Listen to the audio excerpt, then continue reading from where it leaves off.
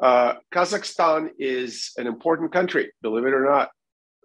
It is 3 times zoned, 3,500 kilometers length and up to 2,500 kilometers in width. So it occupies huge territory. It is in the former Soviet Union, second largest country after Russia. And it's located between Russia and China. And to the south is a Muslim Central Asia, including Afghanistan and Uzbekistan. So the progress in Kazakhstan was significant since the independence. For the last 30 years, they more than doubled their GDP per capita. But there were issues, there were problems that people probably in the government were not addressing as much as they should have.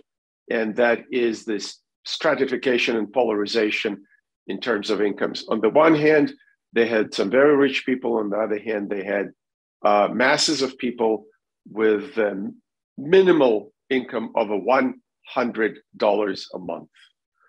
So whereas the average salary was $500 a month, the minimal income was $100 a month.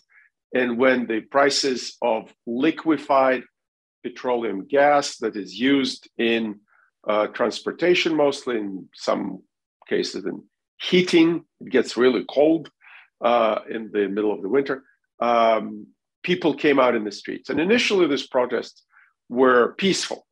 And when they were peaceful, police went out to control the crowds, but they did not shoot. They were not even armed. They did not use tear gas or anything like that. But very quickly, the escalation happened. Some of the organizers were incited from abroad. There's some people who try to organize protests and topple the regime that are now live in comfortable exile in Europe, former bankers and whatnot. And then mobs came out and looting started, and people even attacked not just police headquarters, but even secret police headquarters. The KNB is the secret police. And the response initially, we're talking January 4th, 5th, was pretty weak. And the government, the president, decided, because of the weak response of the security forces, to call in CSTO. It's an organization that Russia leads and Kazakhstan is a member of, and other countries are members: Belarus, Armenia, Tajikistan, and Kyrgyzstan, the neighboring 2 Central Asian countries. And as a result, over 2,000 soldiers were deployed in some crucial locations in Kazakhstan. So you had an escalation, you had insufficient response by the security forces and the police, which led to essentially internationalization of this conflict. So countries around Kazakhstan, like Russia and others, decided, based on the request of President Tokayev, to deploy limited forces. And by the way, these forces are already withdrawn from Kazakhstan. They did not stay there. They did not occupy the country. They came in an emergency and were quickly pulled out.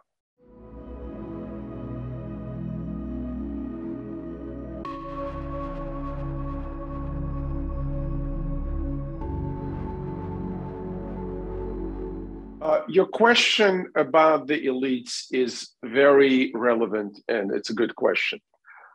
So for almost 30 years, President Nursultan Nazarbayev, the first president, was the leader of Kazakhstan. In 2019, he was 79, I think. He stepped down, and new elections took place in which President Tokayev the former prime minister, foreign minister, chief of staff for the president, took the lead and won the elections and became president.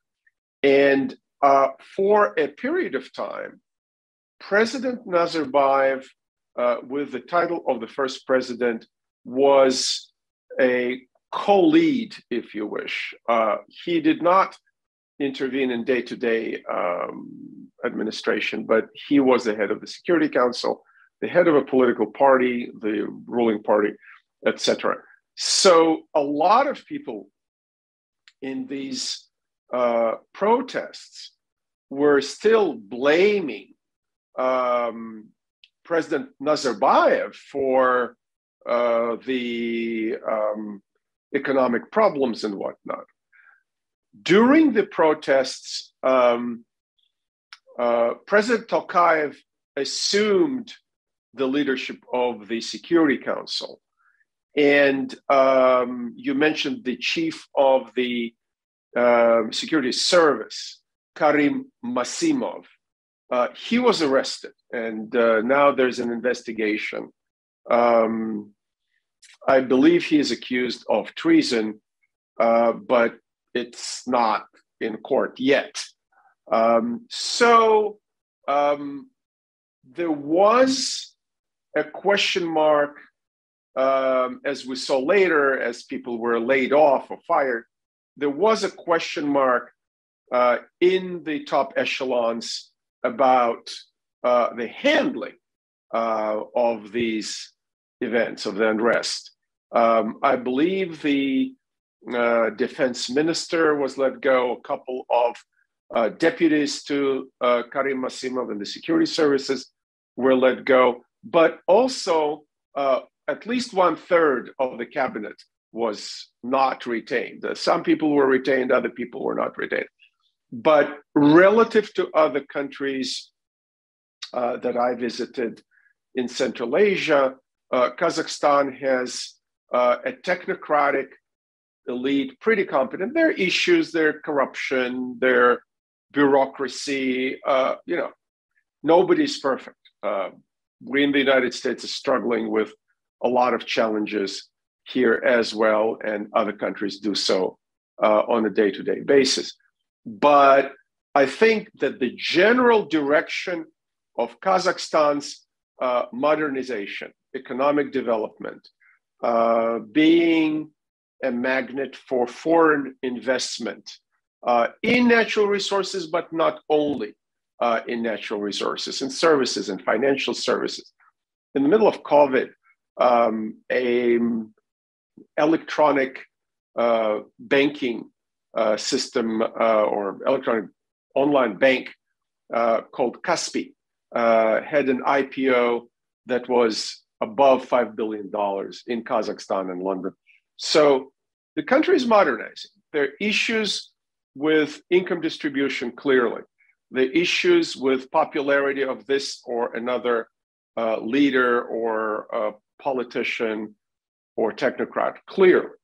But overall, I think it was a stress test that together with COVID, this unrest that for a moment people in Kazakhstan thought things are really going south. So they had over 200 people killed in the unrest, including some law enforcement. They have, I believe, 2,000 people detained, and now they're sort of going through who did what, and a lot of people who were just arrested or detained in protesting were let go.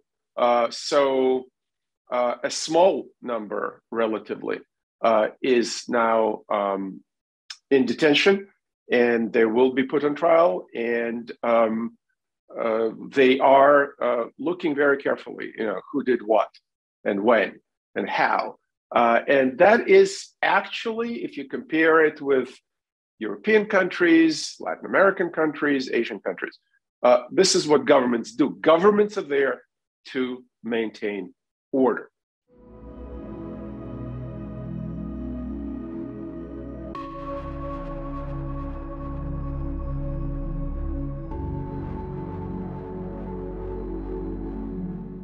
I don't think they're saying it all came from abroad. But there were things that I noticed. I've been to Kazakhstan several times and in other Central Asian republics.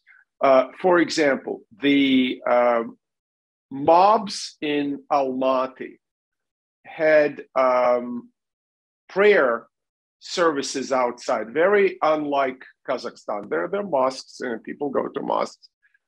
Nobody limits that. But people were praying outside. And the question now is who was leading these prayers? Was religion weaponized? Some of Kazakhs and other Central Asians were fighting in Iraq and in Syria on the jihadi side and went back to Central Asia. Some of them went back involuntarily and are serving sentences for terrorism. But the question is, who else came back, who they didn't manage to catch, etc. So I think it's a question, and nobody's saying the majority of these protesters were jihadi or outside terrorists. What they do say, and what my contacts there, I called a bunch of people I know, what they're saying is there was also a criminal element. People were just looting. They were looting electronic stores, gun stores, jewelry stores.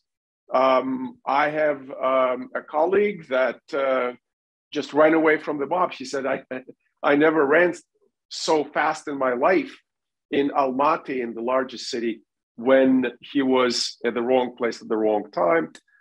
So that also explains the reports of the shoot to kill order. When people are looting gun stores and taking out, I saw a number of over 1,000 of guns in one location in Almaty, like security service headquarters.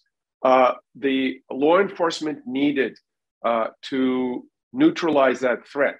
It does not mean that President Tokayev gave an order to shoot unarmed protesters. No, I followed it on the day-to-day basis.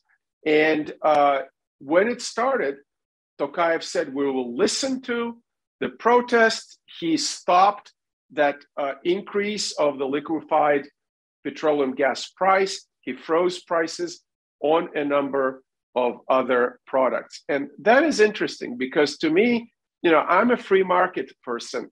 I like price deregulation, but any government has to have responsibility to its citizens and to law and order.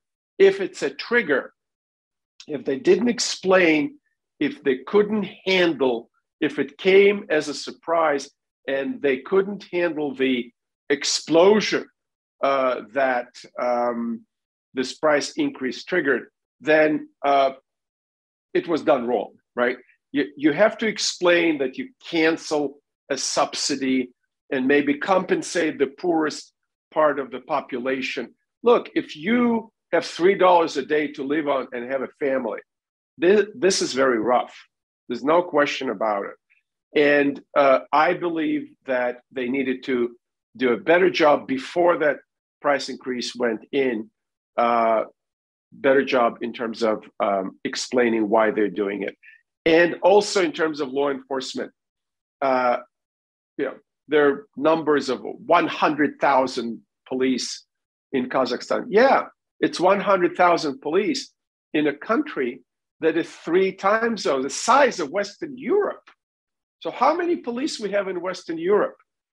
So that's the order of magnitude that they need to handle. Maybe one of the lessons is to train their police better, maybe to pay the police better, and to have a more calibrated response. Clearly not shoot to kill. I mean, that's not acceptable in any society. And also, look, any regime, any government needs legitimacy. A government that only relies on brute force loses its legitimacy. And I think Tokayev just formulated an interesting phrase. He said, one nation, different opinions. And before that, he said the state that listens, state that takes into account popular sentiment. That is important for President Tokayev, for the government of Kazakhstan, for that society. It's a rough history people have there. Remember, 100 years ago, this was mostly a nomad society. They had cattle. They moved from winter pasture to summer pasture, back and forth. Probably the majority of women were illiterate. And then the Soviet regime came. I mean, they were part of the Russian Empire before that. And then the Soviet regime started doing things that a lot of Kazakhs still believe were progressive. I believe educating women was progressive. But at the same time, they forced these nomads to stop traveling and to start doing collective agriculture that collectivized the flocks of animals, and it caused starvation. And the Soviets were absolutely brutal. And 1/3 of these peoples died, of peoples plural, because their tribal alliance is called the Jews, the three Jews, the big Jews, the medium, the middle Jews, and the small Jews throughout this whole area.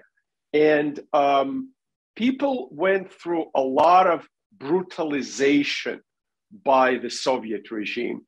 The Soviets also exploded 426 nuclear and hydrogen bombs in the testing ground on the territory of Kazakhstan.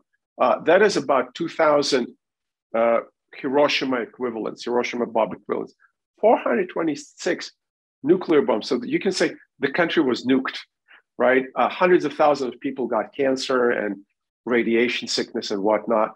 So it's a harsh, harsh history that a lot of people don't understand or don't know. And now with oil and minerals and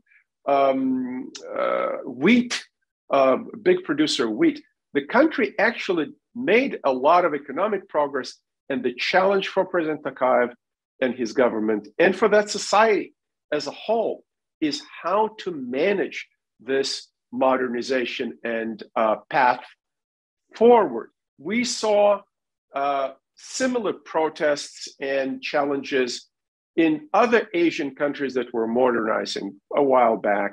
Let's say South Korea, China, Japan, Indonesia. So in a way, it's not new. I'm not trying to diminish the suffering of the people, the tragedy of people being killed.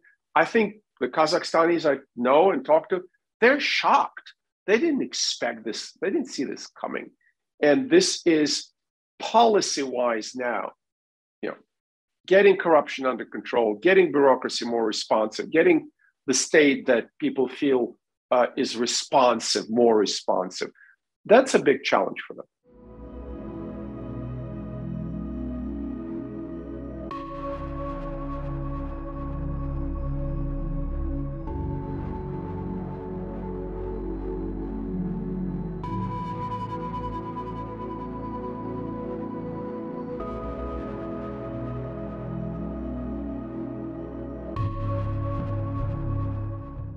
Well, not only in Western media, mea culpa, I wrote a book called Russian Imperialism, Russian Imperialism, Development and Crisis. And honestly, I expected the CSTO force to stay. I think this is for credit of the Tokayev administration and the leaders of CSTO countries, that they did not behave as a Russian occupying force. The fact that this was a Russian force, clearly, Russia is the #1 military power in the region. They have, for example, the air transport, just like the United States in the NATO context, always provides the heavy lifting, the big airplanes to ferry troops. This was Russian planes, a Russian commander. But at the same time, you're right, this is, Armenia sent 100 people, Belarus sent 500. I think Kyrgyzstan was thinking for a very long time. And then, interestingly enough, and not CSTO member, non-member, a big neighbor to the east, China, after 2 days after the deployment said, oh, we would like to come and help too. And I think the Kazakh government and the rest said, thank you very much. Everything is under control. Call us later. No problems. Yeah, I expected that Russian and CSTO troops will stay for longer. The Kazakh security forces recovered, put the protest down. It is a tragedy. They recognize it's a tragedy. Since independence for 30 years, there were protests here and there. There were even occasional victims of law enforcement shooting people, but not on that scale. This was 10 times bigger than the biggest protest before. And everybody hopes, everybody recognizes that something happened that needs a consistent policy response. I think they're working on that. We will see how successfully. And they say the proof of the pudding is eating. If this does not come back, if it does not repeat itself, it means they're doing something right. If, God forbid, protests return in force, because it's very difficult to bring so many people out of poverty quickly overnight. Yeah, let's keep in perspective. The GDP per capita in Kazakhstan, median, is $9,000 a year. So that is less than $1,000 a month. But it's the social stratification, what is in business called the Gini coefficient, that is important here. So we hope, and I think that US, Mexico, which is a more developing, it's OECD country that went through not dissimilar, similar trajectory of a lot of poverty that government policies were trying to pull people out of poverty. So that's a key thing right now. And in my opinion, they have to keep an eye on radical Islamic preachers or cells or people who came back from the battlefields of the Middle East or studied in radical madrasas in Pakistan or India. They need to keep that in mind as well. So I talked about the Soviet regime before. Under the Soviets, so this was not independence. This was, a government that was directed from Moscow. It was atheist. It was anti-religion. Religion was under a lot of pressure, but these are not Russians. These are not Slavs. These are not Christians. Culturally, religiously, this is very different than Russia. So that needs to be taken into account. The elites, most of the elites are either agnostic or not really heavily religious, but a lot of folks in the villages are. How do you balance that? How you let people practice their religion without the darkest forces, taking over, or darkest forces using a narrative that leads to violence? These are very challenging issues for any government. So I think we need to understand these challenges before we make judgments. But I also point out that Kazakhstan has hardworking people. They're pretty tolerant. 25-30% of the country speaks Russian. They have many different ethnic groups: Russians, Ukrainians, Koreans, some Germans who were exiled by Stalin, and others, over 100 ethnic groups. And these people live there without much suffering from ethnic violence or anything like that. So the potential is there. I think the investors can and should continue investing in Kazakhstan because of the economic perspective, economic horizon, that includes exports to China, to the Eurasian Economic Union, which is Russia and other members of this economic bloc. So, as you said, it's not black and white at all.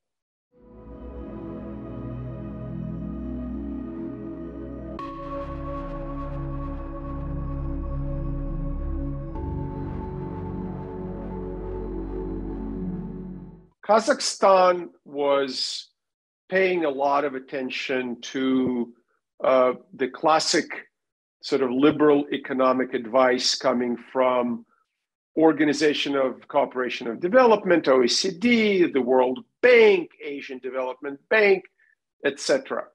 I think the task of the Tokayev administration past the January events is to listen to the people as well, not just the economists who went to all the best schools like some of us and either stay in a nice hotel or live in a nice apartment and have everything taken care of, their healthcare, their pension, et cetera, et cetera.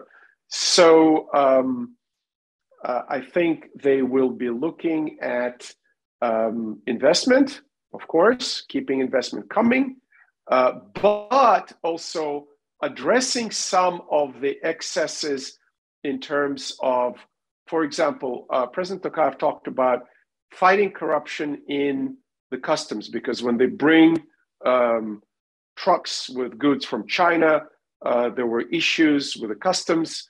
So addressing that and also reducing some of the excesses from the corporations. And they created a social development fund called For Kazakhstan. And they appointed people who are trusted to manage the fund and told the companies, come and pay into the fund, and they will be using the proceeds to address some of these social issues. They also probably are going to change the taxation structure, maybe lighten the burden of taxation to the first quintile or two lower quintiles of the population. So there will be more proactive policies to fight poverty, to develop. And another thing in Kazakhstan, because some of the areas, more agricultural areas, more remote areas, some of these areas have inequalities relative to more prosperous capital or Almaty that I mentioned, where a lot of looting was going on, which is a big city with a business hub, the business center, the beating heart of business, I would say, in Kazakhstan. So they will be addressing that in order to level the differences in terms of regional inequality. They will continue training the younger generation.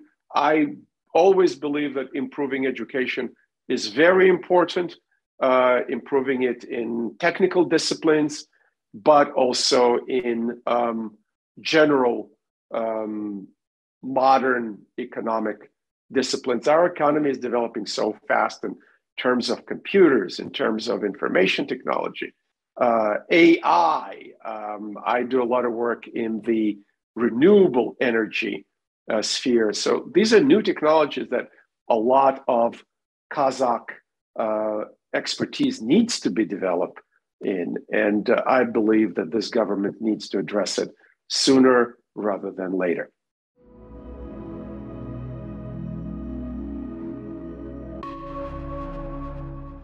I do believe that looking from the outside, we tend to concern ourselves with the balance of power in Eurasia, what Russia will do, what China will do. But there's also intra-regional aspect that is very important. It started maybe 5 years ago, in which countries in the region are talking to each other and cooperating much more. The region is coming to its own. There is agency for the region. And the two leading countries are Kazakhstan and Uzbekistan. The others are either smaller or have internal problems, or like Tajikistan has Taliban as a neighbor. Turkmenistan is a separate story because of the government there. But Kazakhstan and Uzbekistan working together can pull that region up and make it modernizing, make it more attractive for investment, and frankly, in that case, more livable and more pleasant for its own population, for its own people. It is a fascinating area. It has East, it has West, it has modernity, it has history, beautiful nature, beautiful architecture. I strongly recommend to visit when things are quiet, and it looks like they're quieter now, or the unrest in Kazakhstan is over. I mean, it's pretty much done. The other problem they need to do, of course, deal with is COVID.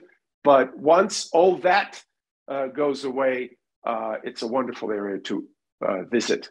Thank you so much. Appreciate it.